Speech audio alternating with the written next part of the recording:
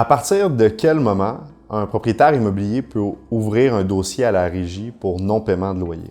Le loyer est payable le premier du mois. Alors, dès le 2, le propriétaire peut, en théorie, demander de la condamnation d'un locataire au paiement du loyer. Alors, le loyer était payable le premier du mois. Le locataire est mis en demeure par l'écoulement même du terme, selon moi. Alors, sauf qu'en pratique, il ne pourra pas demander la résiliation du bail avant le 23 du mois.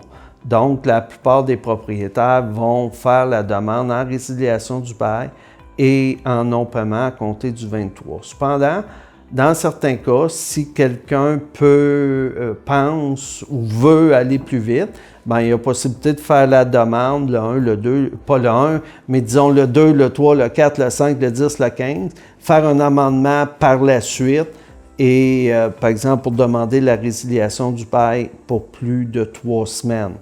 Il est également possible de faire une demande de résiliation du bail. Bien souvent, ça va être ça en pratique. Le locataire ne paie pas son loyer, supposons on est rendu au 10, et il y a un historique de mauvais paiement. Alors, le locataire va demander habituellement la condamnation au loyer courant, plus la résiliation du bail pour retard fréquent. Alors, s'il veut demander aussi la résiliation du bail pour retard depuis plus de 3 semaines, un amendement à sa procédure devra être fait après le 23 du mois. Alors...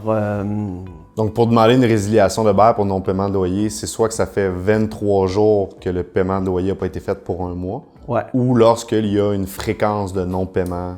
Oui, à ce moment-là, le recours, c'est pour retard fréquent qui cause un préjudice sérieux.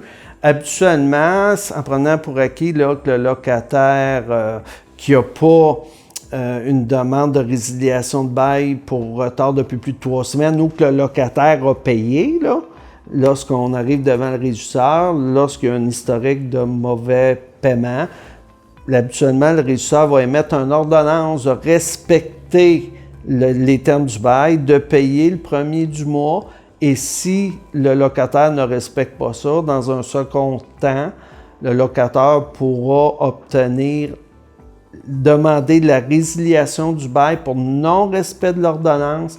Et là, la jurisprudence est à l'effet que c'est à peu près automatique, la résiliation du bail. Et selon la jurisprudence, la fréquence de non-paiement, c'est à peu près combien? Bien, ça dépend, là, mais disons, quelqu'un qui... Plus c'est un petit propriétaire, disons, plus qu'il y a des obligations financières, plus ça lui cause un préjudice par opposition à un gestionnaire qui gère, je ne sais pas, une centaine de logements. Là. Lui, son préjudice va être plus au niveau administratif. Mais à un moment donné, ça devient lourd. Par exemple, lorsque le gestionnaire doit envoyer des lettres, faire des recours à la régie pour non-paiement, etc. Il n'y a pas c'est pas coulé dans le béton, mais disons, idéalement, plusieurs retards et idéalement, avoir envoyé une lettre au locataire lui expliquant que les retards ne seront plus tolérés. Alors, à partir de là, les chances d'obtenir une ordonnance enjoignant au locataire de payer le premier du mois sont excellentes.